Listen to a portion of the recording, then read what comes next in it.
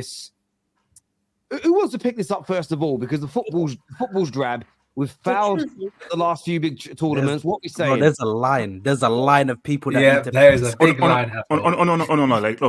Okay, let's just deal with the facts here, because I don't get the Southgate hate. Let's deal with the facts. England have won one major trophy in their history, and that was in 1966. England have been to two finals, and one of those finals, Southgate took them to that said final. Now, 2018, that was his first time go to a World Cup semi. That happened. Now, you look at the Euros. Okay, England could have been much more attacking. They could have been much more proactive.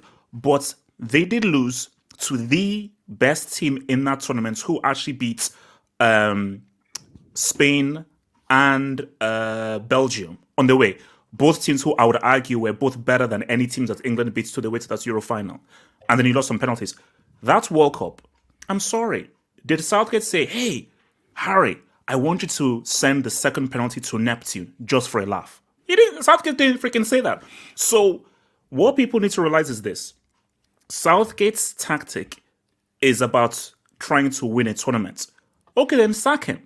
Get a manager who is much more attacking, play a much more attacking brand of football, and expose the likes of Maguire and Stones, who aren't as good as Rio or Terry, and England will get beat. So this idea that England are playing horrible football, the football is bad, it's about winning. Because, I'm sorry, in that France game, in my view, England were tactically better than France. And if Kane had scored that penalty, I think England would have had the momentum and maybe have beaten France. So that game wasn't lost because of Southgate. That game was lost because Harry Kane sent his penalty to Neptune. So, and if we're now saying that, let's sack Southgate based off of the display against Brazil, that was a friendly. Harry Kane wasn't playing, and he was experimenting with many people. So let the guy cook, man. So what about the Euros? Hang on, sorry, one sec. Have hope. You said it's all about winning. So do you think Southgate's going to win the Euros? I don't know whether he's going to win the Euros, but I know England have a good chance. Terry. You're saying it's about winning. Mm-hmm. He has failed to win. Okay, in my opinion, yes, Harry Kane missed the penalty, but bringing the informed Rashford on with 6 minutes to go rather than giving him a good 20 minutes and bringing on Sterling that was not informed, and two had just got back after his family's home was robbed. Bringing on Rashford and at the time a very informed Jadon Sancho in the Euros final to take penalties without actually giving them 15, 20 minutes, 30 minutes to try and win the game. The problem is with Southgate, he will get us to a point, but when it comes to crunch time, he is too negative, he is too pragmatic, and his in-game management has cost us in so many of these games. Even the first World Cup, Kane was dying on his ass because he didn't get enough. He was overplayed in the early stages of that tournament. Should have been rested, for instance, the final group game and maybe a few other matches. That's our problem. I think I know you're someone that's very, when it comes to football, you're very anti-English. Strange. No, don't do that. Wait a minute. Don't do that. Strange considering you support an English Premier League team, but you don't really like English football. You hear a gaslighting us, because if I turn around to you and said, you've got to stick with this Chelsea manager now, because barring the last 20 years, if you look at the overarching 130, 140 year history of your club, you barely won anything. So therefore not winning now is acceptable because you never used to win. You'd reject that idea. But do you know why that doesn't work? Because Chelsea, for a period, had a period of sustained success. Sustained success. And Sarah told you, I love England. One of my best friends is white and English. Shout out to your boy Bill Hambley. So I love England. Take that back. Just don't say that. That just came out.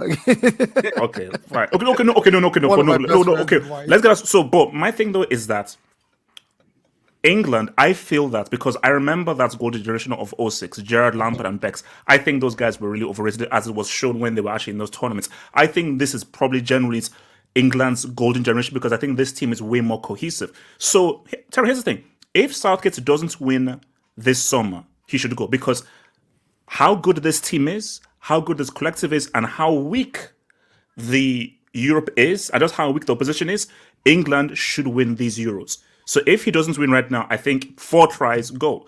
But all I'm saying though is that let's see what he does at these Euros, because yes, he knows, and we all know that this is his last chance. But I'm sorry, as much as you want to blame Southgate, hold some of these players accountable. Because in that 2018 World Cup against Croatia, why didn't Kane square the ball to Sterling?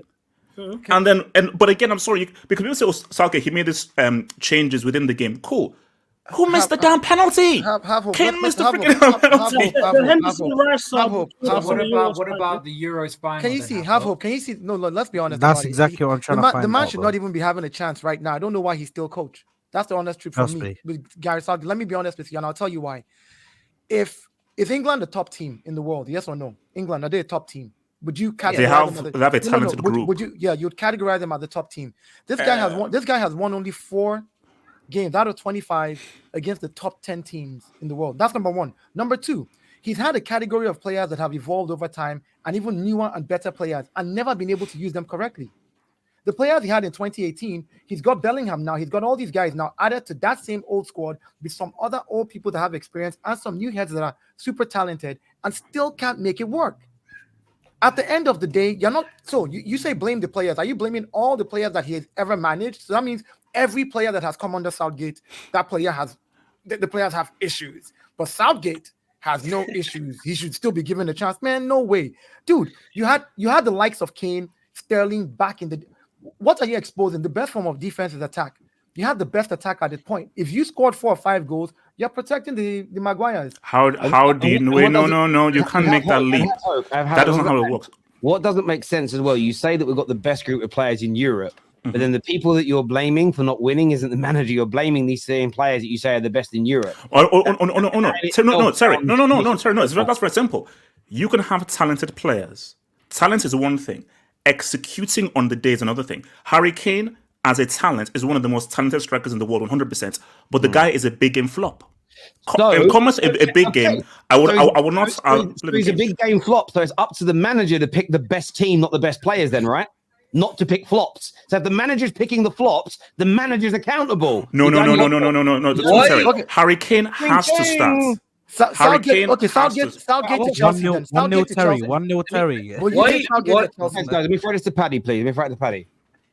So what I want to say, why do England have this divine right to win every tournament they ever enter when they've only won one in their history? And that was when there was about 10 teams in the World Cup. Every year, it's coming home, all this shit. We're going to win.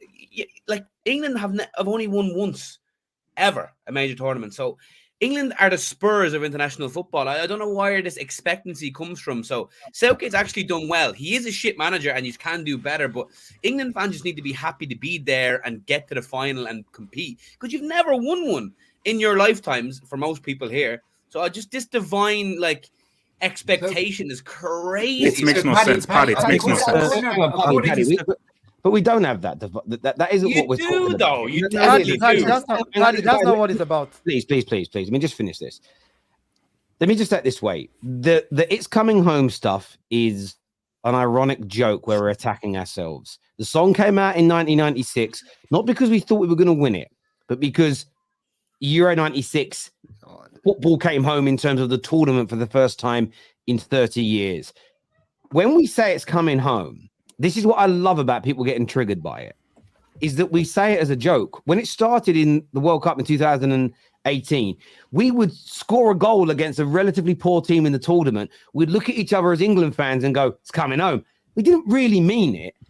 We don't actually sit there and think and mean it. And what we don't. I'm telling you, because I say Read it. I don't. Lyrics. It is a bit of a dig at ourselves. Secondly, it's not a divine right to think we deserve to win it. What we're saying is we want a better manager than Southgate because we have got a talented group of players and we want the best chance possible of winning it. Why is it wrong? By the way, a nation who spends the amount of money we do on football, which is our money because it all comes from us, why shouldn't we be allowed to demand the very best manager possible in the world over someone who's substandard? Why is that wrong of England fans? No. Sorry, real quick. Sorry, Paddy, real quick. I'm going to go to you, Paddy. So real quick, sorry. Didier Deschamps and Scaloni, I'm sorry, no top club will have them at the top of the list to take over as managers. International football, as a manager, yeah, it's important. It's really about the individuals executing, because I'm sorry, Scaloni and Deschamps are not world-class managers. So as important as the manager is, the players are the ones who really have to execute. I don't know if I'm on a tangent, I'm going to go to Paddy, but you're essentially saying that the managers that win World Cups and Euros are not really that important. It's a squad of players.